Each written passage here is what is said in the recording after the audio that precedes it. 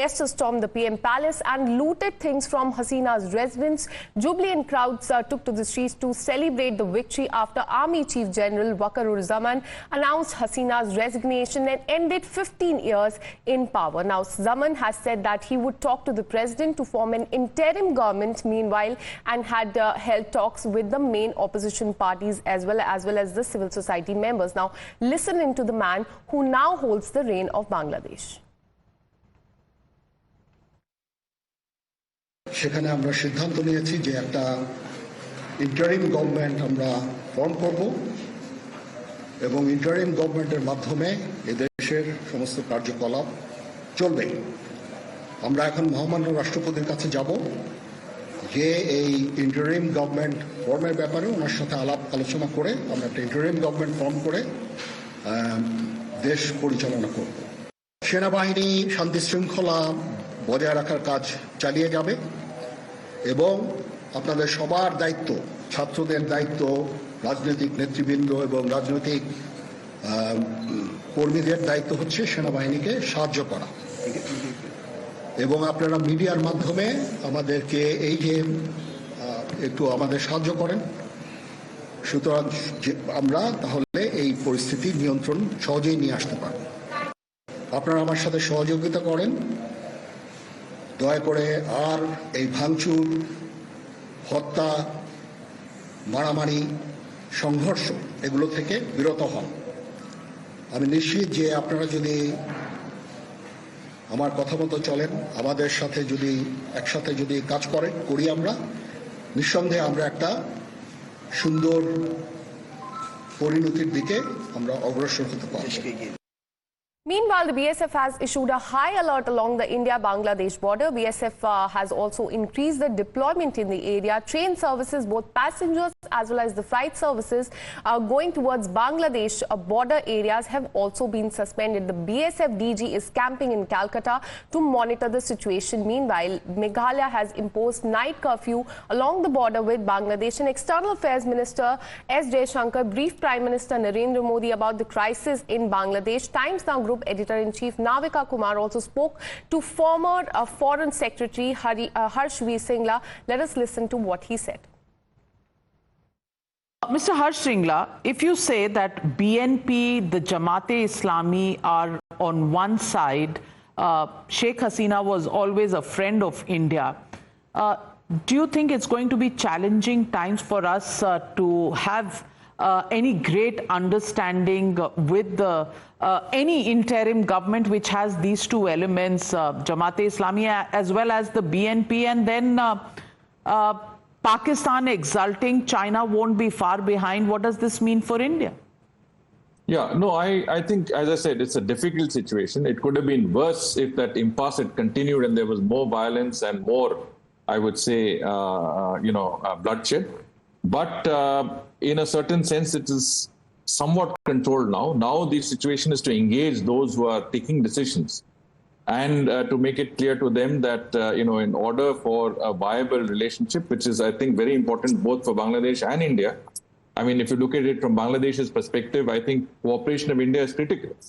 So we need to engage them informally. I'm not saying formally, and I'm sure there are channels of communication open with all concerned, and to convey to them our serious concerns and our suggestions as to how they should proceed further on this and how, it could sort of lead to a situation where they could restore the democratic process and bring back. And as I think our External Affairs Minister has said, we are looking at all options very actively. So clearly, the meeting that Prime Minister has taken has looked at some of these issues, and clearly there are options for us that would enable us to retrieve, what is. But I was also reading, you've said a lot of support is coming in from exiles abroad. Who are you referring to? And, for India, all options are being explored, but what are these options? I think as of now, we need to remain engaged with all of our friends in Bangladesh. We need to keep our channels of communication open, especially with the armed forces and the military that has assumed that power. Even if they appoint an interim administration, it will be overseen by the military. So it is something that we need to get into that process and try and engage them on this. I mean, these decisions haven't been taken fully, and we need to be able to input on them. By exiles, I'm talking about those Bangladeshi nationals who are outside the country but who form very, very, I would say, serious lobbying groups with the Western powers.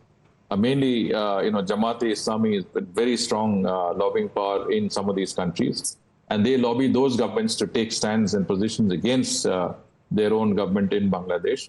So these are groups that have been very active in the social media, active in that political space, and trying to create a narrative that we cannot fully share.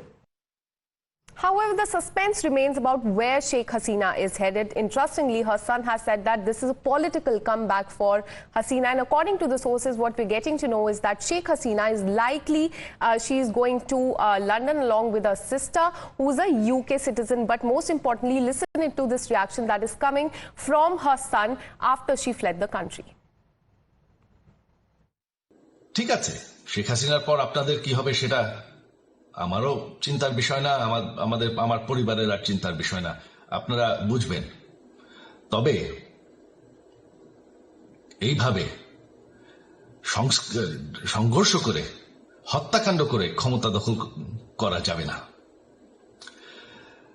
এটা আর আন্দোলন না, কোনো অনির্বাচিত সরকার আমাদের ক্ষমতায় আসতে দিবেন না।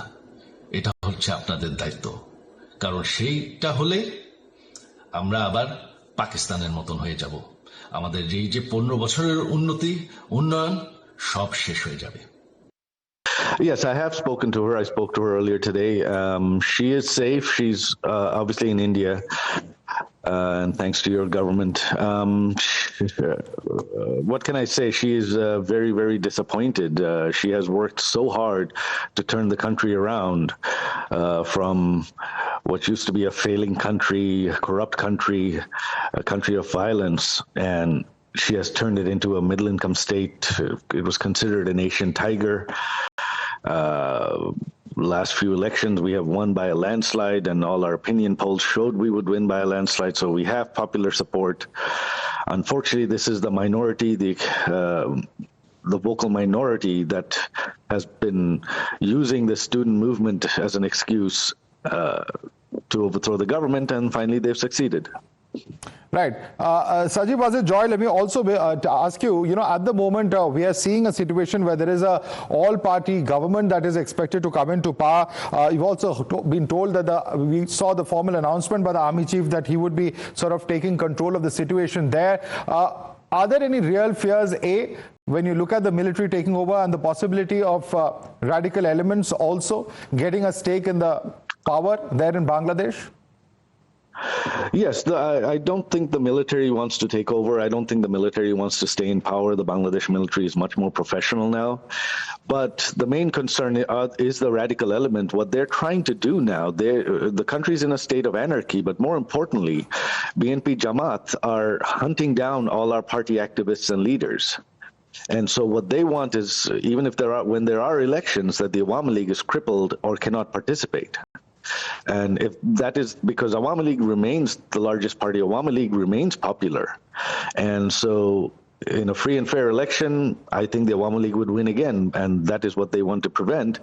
And if that happens, if the Awami League is somehow blocked from participating or crippled from participating, then of course Jamaat BNP will come to power, in which case, Bangladesh will become radicalized again. And there will no doubt be attacks on minorities. In fact, attacks have already started on minorities in Bangladesh. Right, that really, of course, is a huge concern over here. What are you hearing as far as these attacks? Is it limited to certain pockets? Are there places of worship? Is it something that's happening at large? What is the information that you have on this aspect, Joy? No, so far it has been nationwide. A lot of infrastructure has been attacked. A lot of homes, mostly people's homes, have been attacked. Of course, a lot of our party leaders' homes have been attacked. Parliament has been ransacked. Factories, you name it. Anything associated with the Awami League or minorities has been attacked so far.